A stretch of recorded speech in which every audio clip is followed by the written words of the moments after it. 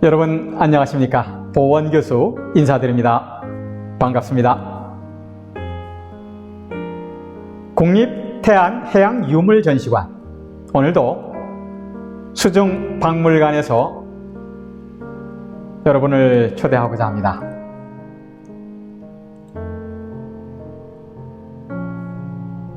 국립해양문화재연구소 소속 국립태안해양유물전시관 두 번째 이야기인데요.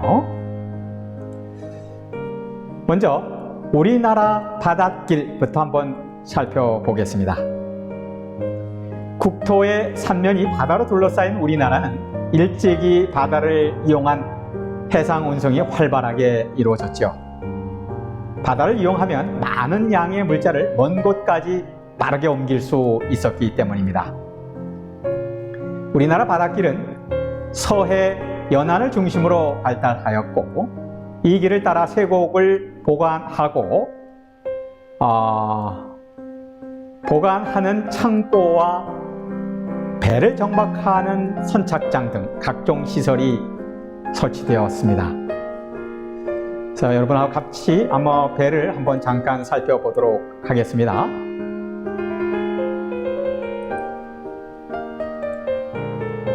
자, 이렇게 전시관에 가면 모형으로 만든 이런 배를 직접 육안으로 볼 수 있는데요.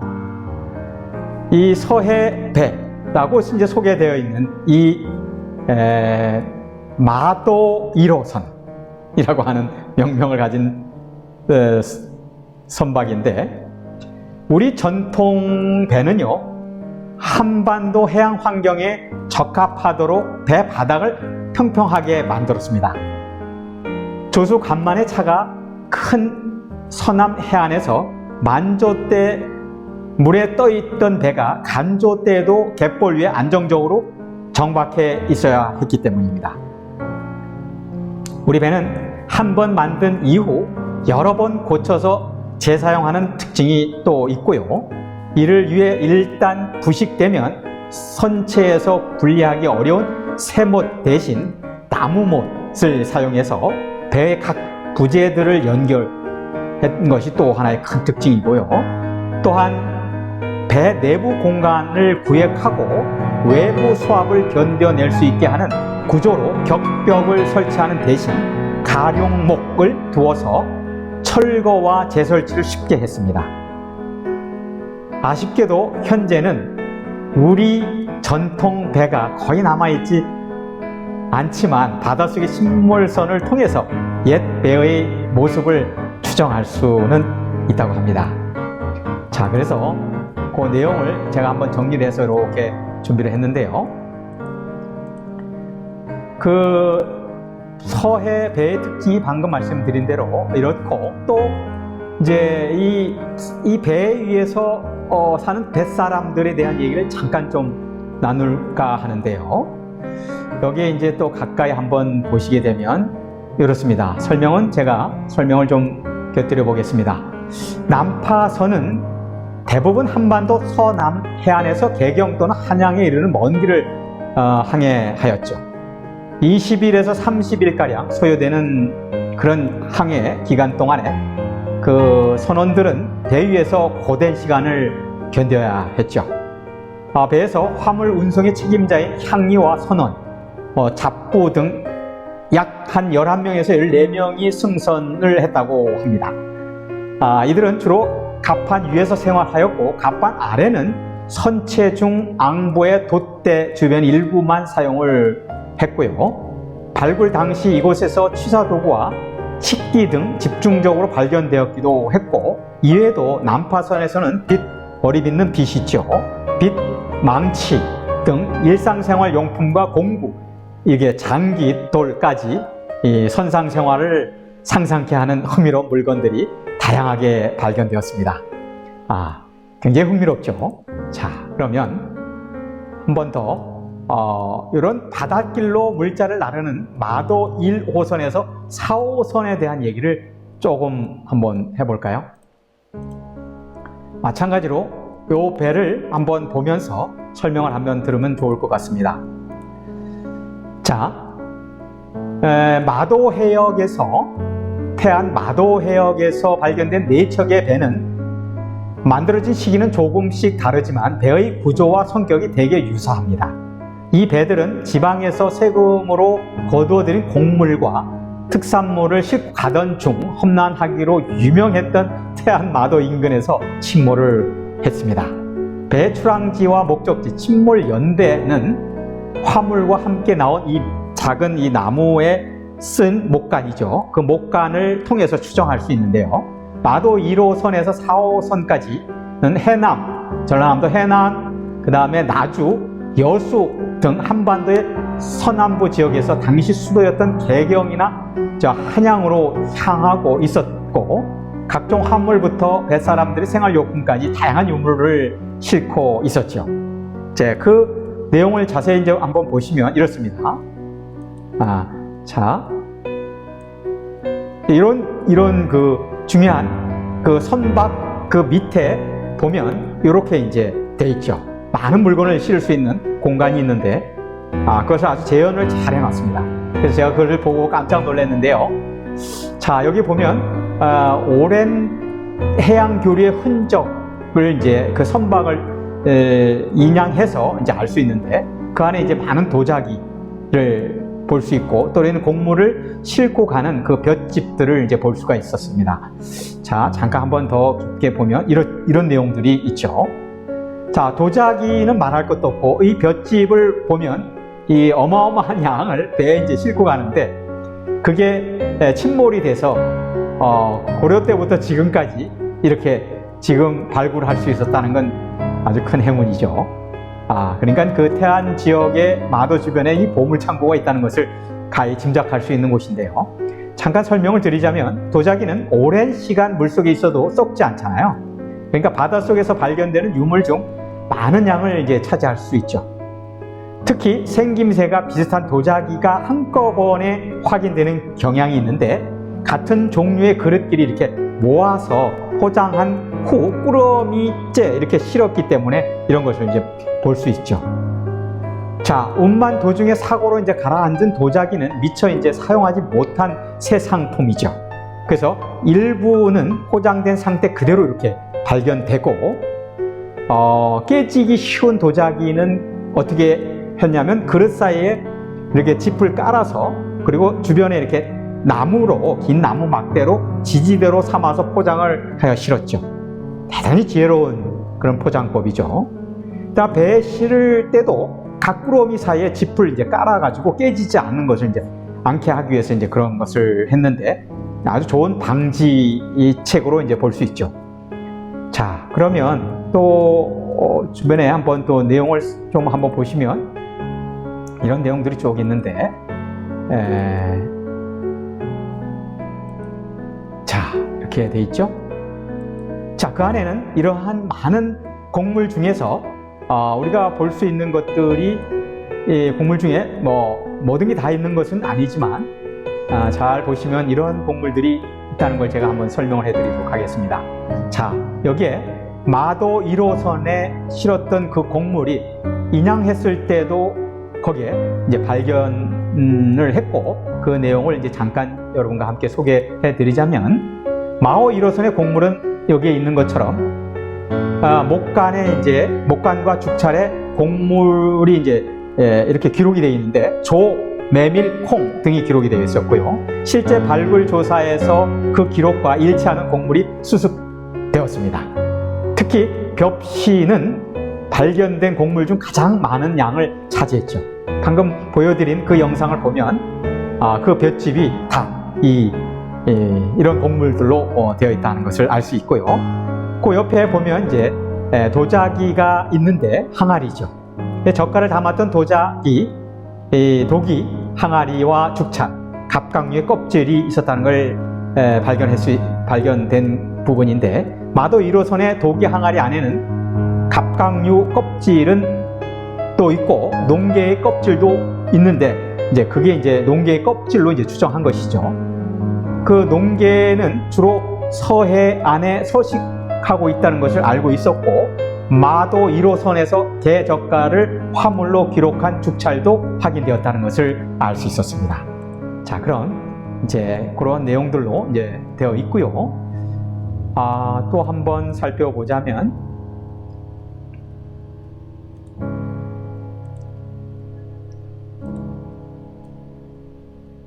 여기에 이제 중요한 그 인양된 물건을 이제 보면 이렇습니다. 자, 여기에 보면 이러한 도자기 흔적이 있죠. 네. 자, 잠깐 뒤로 가면 설명이 제가 있으니까 그 설명을 잠깐 보여드리면서 설명을 해드리도록 하겠습니다. 자, 여기 한번 보실까요? 자, 이런 내용들은요, 사실 잘 보시면 아주 흥미로운 사항을 우리가 알 수 있습니다. 고려 청자 매병인데요. 두 개인데 제가 저 때문에 잘 안 보인다고요? 네, 잠깐 그러면 이렇게 직접 보여드리도록 하겠습니다. 여기에 보면 이제 청자, 국화, 모란, 버드나무, 갈대, 대나무, 무늬, 매병과 죽차 이런 명칭을 갖고 있는 두 개의 청자 인데요. 이 매병은 마도 2호선에서 발견된 청자 매병 중 참기름과 꿀을 담았다고 하는 기록이 남아 있습니다. 바로 그 죽찰의 뒷면에 보면 참기름을 담은 준을 보낸다. 또 꿀을 담은 준을 보낸다. 이런 내용이 거기에 이제 기록이 남습니다. 그걸 보면 우리는 이제 그 안에 어떠한 내용이 있다 이런 것을 알 수 있겠죠. 그래서 고급 식재료를 담기도 했다는 것을 우리가 이제 알 수 있는데 이런 것뿐만 아니라 또 볼 수 있는 많은 요게 유물들이 있는데요. 제가 이거 직접 가서 확인을 해봤습니다.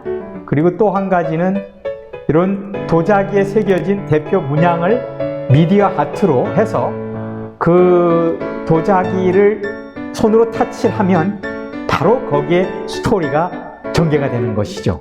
잠깐 한번 보실까요? 네. 자, 이렇게 타치를 하면 바로 거기에 관련된 스토리가 그림으로 미디어 아트로 설명을 해주죠.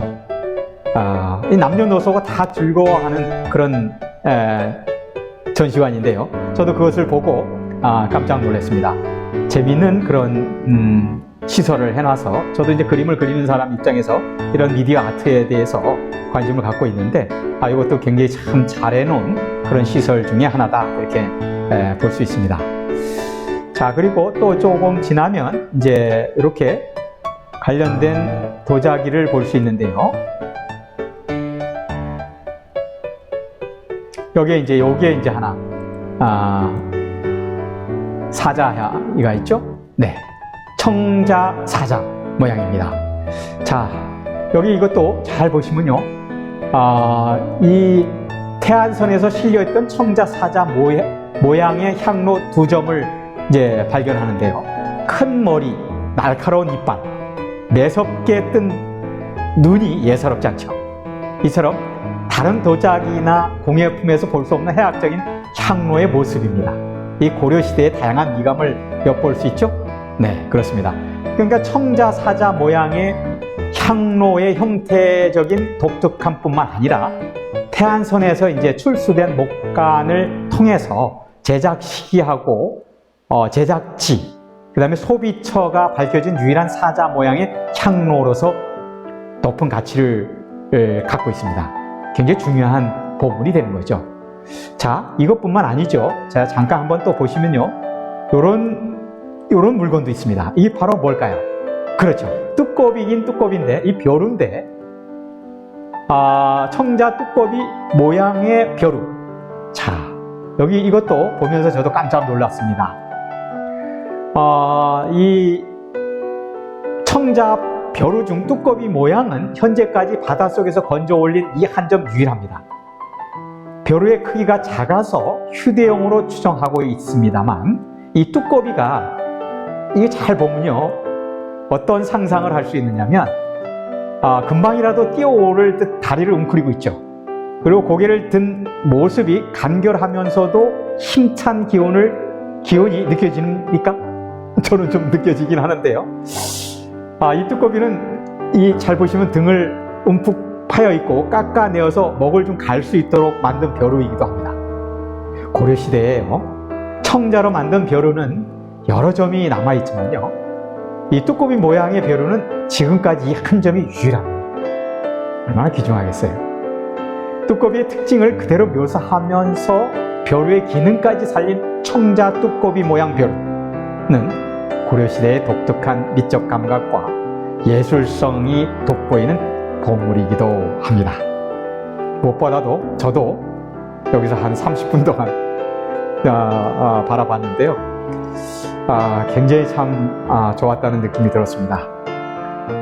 이 선조들이 이렇게 만들었다는 건 이 대단한 일이거든요. 아직도 이렇게 온전하게 남아있다는 것, 이 바닷속의 그 쭈꾸미가 우리에게 인도해준 그 수중 박물관 속의 보물, 바로 이것도 포함되겠죠? 네, 그렇습니다. 자, 그러면 또 한번, 자, 방금 말씀드린 대로 꿀을 담았던 것도 있었고, 그 다음에 참기름 담았던 그 항아리도 있었고, 청자 4병, 그 다음에 마도 1호선의 곡물도 잠깐 설명을 해드렸고요. 자, 요 보상금과 포상금에 대한 얘기 하기 전에 잠깐 여러분께 보여드리고 싶었던 게 하나 있었는데, 자, 한번 보실까요? 네, 잠깐. 그거는 이제 계속 틀어서 제가 영상으로 찍었던 내용을 같이 보면서 설명하도록 하겠습니다. 네, 마지막 부분에 이제 여러분과 함께 이게 이제 수중 전시관도 있었습니다. VR관도 있었고요. 그래서 수중 발굴 가상 체험을 할 수 있는 좋은 공간도 있었고, VR로 그 해상 안에 진짜 우리가 수중 박물관을 방불케 할 수 있는 그런 내용 아주 많이 있었습니다. 여러분도 한번 직접 가서 VR을 통해서 이 가상 체험을 하는 것이 가장 좋다고 봅니다. 자, 그리고 이러한 것을 직접 이제 VR로 볼 수 있고요. 이렇게 저도 직접 가서 이 미디어 아트 영상으로 보는 그 해양 발굴 모습을 바로 체험을 할 수 있었습니다. 이러한 영상 미디어 아트가 아주 저에게는 큰 감동을 주었는데요. 저도 앞으로 이러한 내용을 좀 중심으로 제가 구현하고 싶은 AI VR 응용 미술관을 이렇게 응용해서 사회복지 차원에서 많은 사람들하고 같이 나눌 수 있는 그런 미술관을 준비해 보도록 하겠습니다. 자, 그럼 끝으로 제가 여러분과 함께 한번 좀 메모한 게 하나 있습니다만, 이런 내용이 있습니다. 뭐 많은 사람들이 알고 있는 내용입니다만, 이 보상금과 포상금, 이 유물을 발굴하게 되면 육지나 바다에서 똑같은 적용이 되긴 합니다만, 이렇게 수중에서 이제 발굴됐을 때, 발견하고 신고했을 때 이런 보상금과 포상금을 받을 수 있습니다. 그래서 여기서 보상금 재미있는 얘기는요, 이제 보상금은 신고 유물의 가치에 따라서 신고자와 발견지의 소유자에게 균등하게 지급을 하는데요, 유물 발견 신고가 들어오면 문화재청의 허가를 받아서 국립해양문화재 연구소에서 그 일대에 대한 조사를 실시하죠. 포상금은 발견 신고 지역에 대한 조사에서 문화재가 추가 발견되었을 때 최초의 유물 발견 신고자에게 지급하는 상금입니다. 예를 들어서 작은 도자기 조각을 신고하더라도 신고 해역 지역 조사에 의해서 다량의 유물이 발굴될 경우에 신고 포상금 지급 기준에 의해서 최대 얼마? 그렇죠. 1억 원까지 포상을 합니다. 이렇게 충분히 보상을 하고 또 포상도 하니까 여러분이 이제 바다에서 이제 어업을 하는 경우에 많은 것을 이제 발굴을 하게 되면, 그것을 이제 신고만 하게 되면 이런 큰 보상금과 포상금도 이제 받을 수 있다는 얘기를 해드리는 겁니다. 자, 그럼 끝으로 여러분과 함께 이 내용을 이제 설명해 드리면서 전하고 싶은 말 요약을 좀 하면 다음과 같습니다. 수중 역사 문화 나눔과 소통의 공간, 바다를 무대로 한 해양 유물전시관은 바다에 잠든 문화유산이 빛을 보고 바다가 역사의 현장으로 새롭게 조명될 수 있도록 앞으로도 끊임없이 노력할 것으로 생각됩니다. 그것은 거친 바다를 오가던 배가 이 침몰하면서 남긴 안타까운 역사의 기억이지만 그것은 바다를 통해 더 넓은 세상과 만나고자 했던 선조들의 치열한 삶의 의지입니다. 그렇죠? 예, 맞습니다. 그것은 내일을 살아가야 할 우리에게 남겨진 소중하고 찬란한 문화유산이 아니고 또 무엇이겠습니까?